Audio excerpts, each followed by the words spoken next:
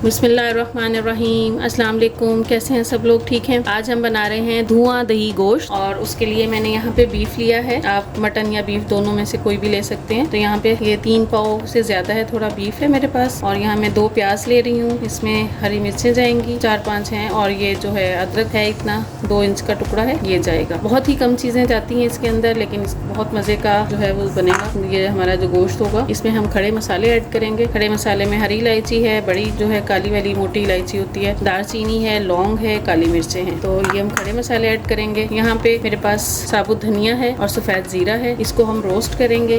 Roast करके और इसके साथ ही हम साबुत काली मिर्चें फ्रेश कूटेंगे। को हमने बिल्कुल फाइन पाउडर नहीं बनाना है, ऐसे दरदरा सा जो पाउडर बनता है वो बनाना है। साथ में इसके काली मिर्चें भी हम कूट लेंगे। तो चलें फिर शुरू करते हैं बनाना। तो यहाँ पे प्रेशर कुकर में बना रही हूँ और उसमें मैंने आधा कप तेल डाला है। और ये जो हमारे पास खड़े मसाले हैं पहले हम ये ऐड करेंगे। इनसे जो है बहुत ही प्यारी खुशबू आ जाती है ऑयल में, और जो खाना हम बना रहे हैं उसके अंदर भी। और फिर अब हम इसके अंदर ये गोश्त जो हमारा है ये ऐड कर देंगे। हमने गोश्त को इतनी देर यहाँ पे फ्राई करना है जितनी देर तक इसका कलर चेंज नहीं हो जाता। यहाँ पे देखें 2 से 3 मिनट हो गए गोश्त को फ्राई होते हुए ऑयल में।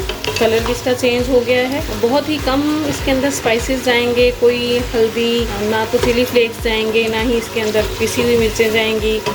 बस सिर्फ यही काली मिर्चों में ये बनेंगी। ये जो हमारा धुआं दही गोश्त है, तो ये मेरे पास जो प्याज थी, हरी मिर्चें और अदरक, मैंने उसका पेस्ट बना लिया, ये हम यहाँ पे ऐड कर देंगे इसके अंदर। अब इसके साथ भी हम इसको थोड़ा भूनेंगे झटपट से। और इतनी आप ये बनाएंगे तो आपको इंशाल्लाह ऐसे लगेगा ही नहीं कि कढ़ाई का टेस्ट भी आएगा इसमें। बहुत ही मज़े का बनता है। आप इस ईद पे ज़रूर ट्राई करके देखिएगा। बहुत आसान और बहुत मज़े की रेसिपी है। अब यहाँ पे हम इसमें ये देखें, यहाँ पे मेरे पास मैंने वो जो आपको बताया था साबुत धनिया, सफ़ेद ज़ीरा और काली मिर्चें, मैंने उसको रोस्ट करके और यहाँ पे देखें दरदरा सा कूट लिया, ये हम इसके अंदर ऐड करेंगे।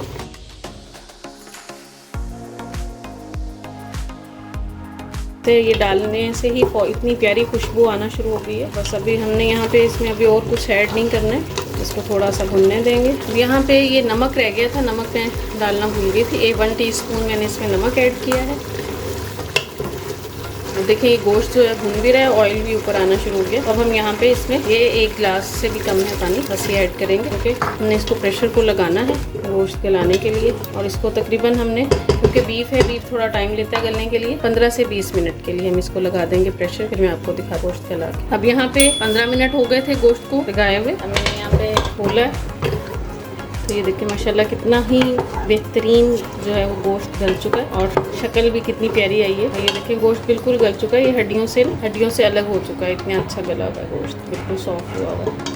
अब हमने इसको उतना ही रखना है और अब इसको यहाँ से थोड़ा सा हम इसकी भुनाई करेंगे और बाकी चीज़ें ऐड करेंगे इसमें।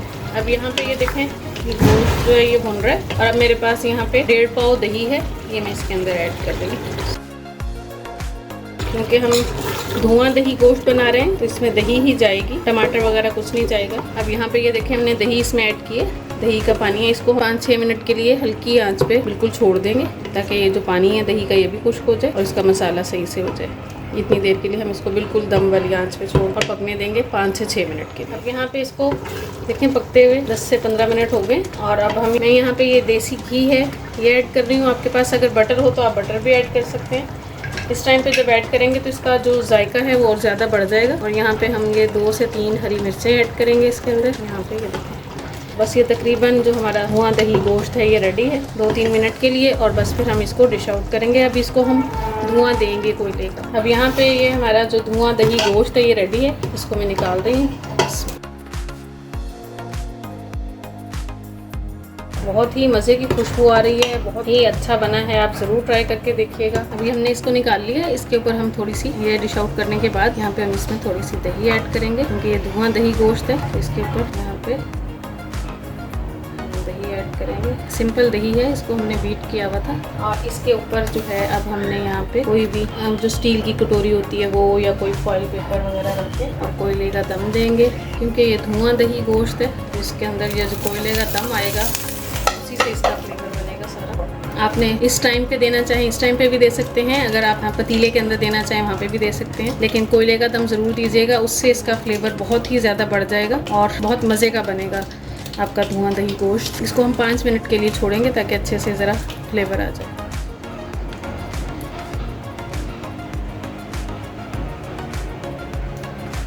अब यहाँ पे ये देखें, ये हमारा धुआं दही गोश्त है, ये माशाल्लाह से रेडी है। इसको धुआं भी लग चुका है कोयले का और बहुत मज़े का बना है। आपने ज़रूर ट्राई करके देखना है। इस ईद पे आपने ये रेसिपी ज़रूर ट्राई करनी है, आपको बहुत अच्छा लगेगा। और प्लीज़ मेरे चैनल को सब्सक्राइब करें, अपने फैमिली एंड फ्रेंड्स में शेयर करें और कॉमेंट्स करके ज़रूर बताया करें कि मेरे खाने कैसे लग रहे हैं। और हमारे इंस्टाग्राम और टिकटॉक के पेज को भी फॉलो करें और फिर मिलते हैं इंशाल्लाह नेक्स्ट रेसिपी में।